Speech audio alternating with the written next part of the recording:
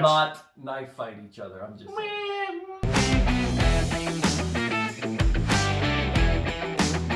This is why we're filming from the waist up, because I'm chained. Please buy my books. Please, I'm just a poor author.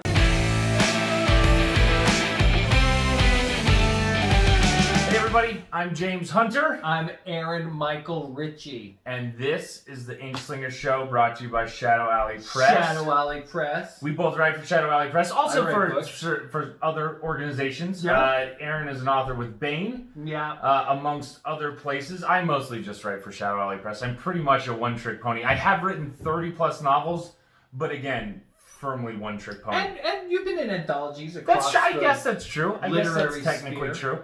I am probably best known for Viridian Gate Online, which is a lit RPG epic, Rogue Dungeon, the Yancey Lazarus series, which is more urban fantasy based. Aaron and I co-wrote the Shadowcroft Academy for Dungeons together, which was We totally did. amazing. Yeah. Absolutely phenomenal. It's sort of, I always say it's Harry Potter meets Mortal Kombat, in that it's sort of a magical academy of death is really what it is. It is a magical. But the main character is a fun guy. Literally, he's a fungus. It's fungus. absolutely It's funny. wonderful. It's very funny. There's It's lots lighthearted. of funny pieces, lots of light for a book about the ethics of murder. It's surprisingly lighthearted funny. and aimed at maybe not young adult, but I mean definitely straddling the border. It's not even a younger. It's just funny. It's just fun. It's It's true. a romp. It's a romp. It's a romp. And Aaron Michael Ritchey is the author of a bunch of other books, incling the Juniper Wars Now, series. before we talk about me, let's Well, talk about you more. Because always. you out of 30 books, That's true. most of those are Amazon bestsellers. That is also true. You've hit Yes. the top 100. You've been in Top Amazon 100, All-Star. a bunch of Amazon All-Star, a bunch of #1 bestsellers. Yeah. I have never won an award. I have. That's true. He's won a bunch of awards. He was I even have. nominated I get for a no- Dragon Award. I get nominated. Nominated. I don't win a lot. He was nominated. In fact, I am contractually obligated 1 in every 4 episodes to mention that Aaron is a Dragon Award finalist. For Juniper Wars, published by Shadow Alley Press. Yeah. And that is an incredible series too. That's actually the reason why we picked you up in the first place, was because my wife read Juniper Wars and she said, "Man, this is pretty good. Pretty good." She did not say pretty good. She's like, it's amazing. Tell us about amazing. Juniper Wars. Tell us about it. So it's post-apocalyptic. It's about 3 sisters on a post-apocalyptic cattle drive. Yeah. And they come across the boy, and in this world, boys are rare. So. Steampunk, except it's not steampunk. We It's don't, steampunk. we don't say talk that about S steampunk. word. Or dubstep. They didn't make it, man. They didn't make it. Post-apocalyptic cattle drive Yeah. with machine gun girls. Yeah, is basically. the Juniper Wars. Now, I have never won an award, but that doesn't stop me from making up my own awards. Probably my prized possession is this one. This is my Shady. I am a 2-time Shady, not even a finalist. I am an award winner. It is admittedly. Did you make up this award? It is admittedly an award I made up for myself to win, because I am tremendously thin-skinned and very vain. I'm basically, Aaron and I, really, although being very different, are basically vanity wrapped in a blanket of insecurity. I think I might be insecurity wrapped in vanity, but It's hard to tell. So this is my Shady. This is the Ricky Bobby Motivational Award for Inspiration, which is a real award given to me by a publisher. Bubby. I needed the nemesis, Ricky Bobby. Just say that you love the really thin crepes, Ricky Bobby. It's so good. All of my major life lessons are. So I got also Dave Butler and I wrote The Cunning Man. Yeah. And that was a finalist for several Mormon literary awards. Yeah, because it's a Mormon sorcerer in Dust Bowl, Utah, 1920s, right? So it's basically Grapes of Wrath meets Harry Dresden with some X-Files. With some X-Files. That's actually a pretty good pitch. I would read that book. I haven't. I probably won't.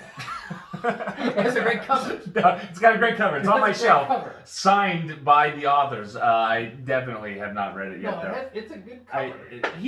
Tim's going to put it up. Tim's going to show the cover, but there it is. There's the book, The Cunning Man from Bane Books. Some little outfit out there called Bane. So we wanted to do this because we like talking to each other, and we have these conversations anyways. We Always. talk all the time.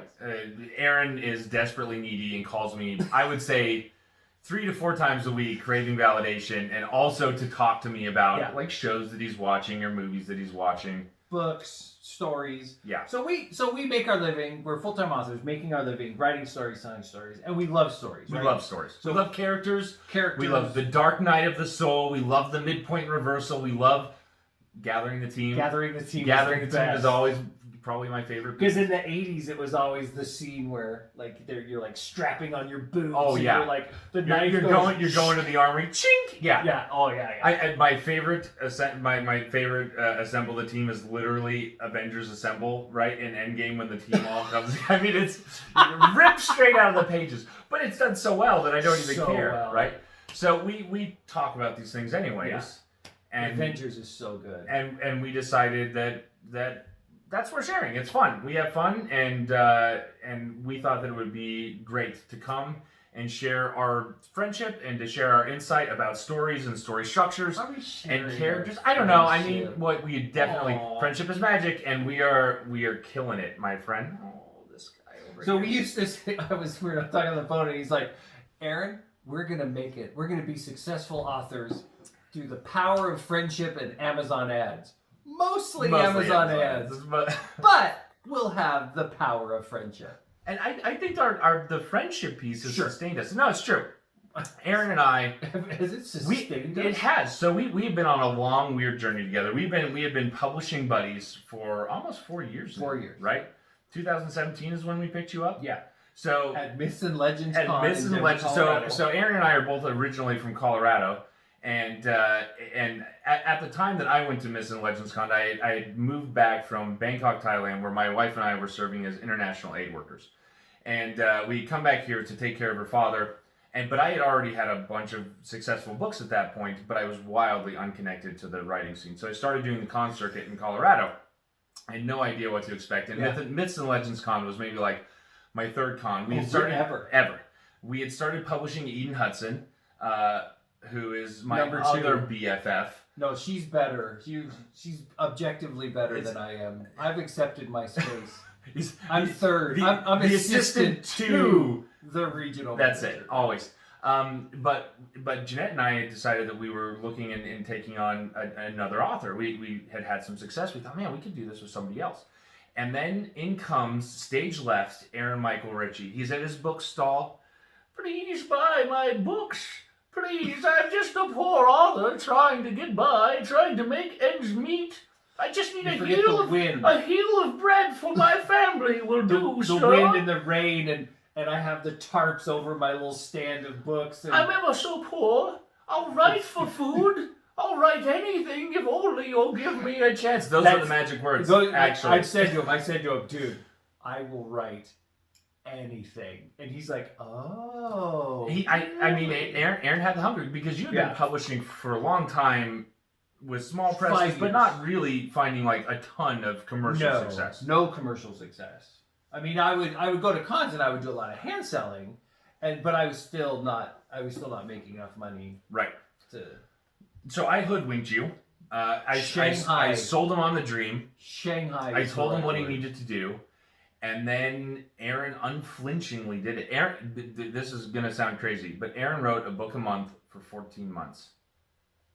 I think it was more. It might have been more. It was an astronomical amount of books.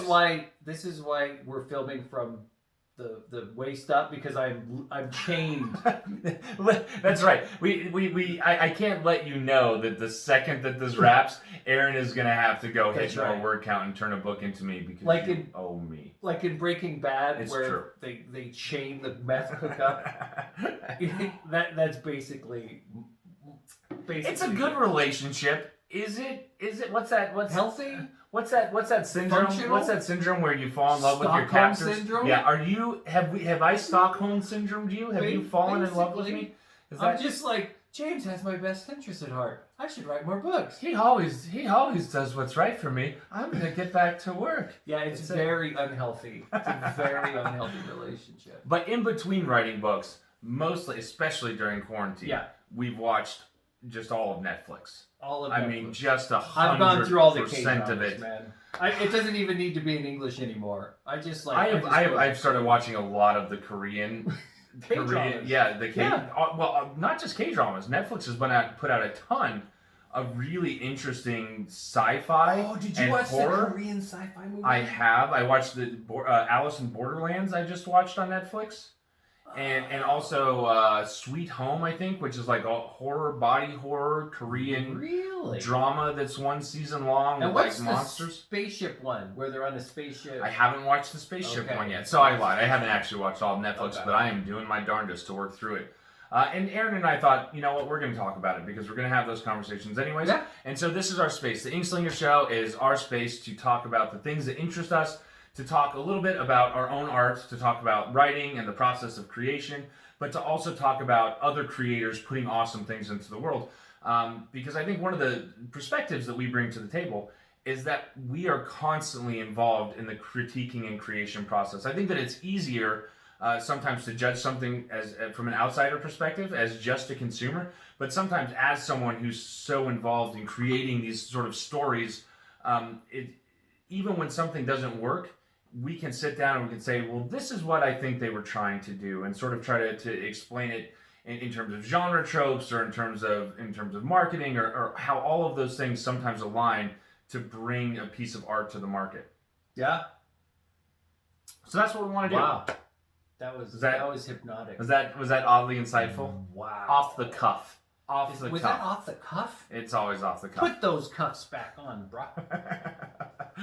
So that's what we're going to try to do here on the Inkslinger Show. We're going to be dropping episodes every Saturday for the near foreseeable future. Every Saturday. This is what we're going to do. If you guys have suggestions for things that you would like us to discuss or content that you want us to talk about, whether it's books or TVs or movie, if there's questions about publishing or about writing that you want to know, just drop it in the comments below and we will absolutely try to make those videos. What if they want us to knife fight? Like, how much money am I going to get paid?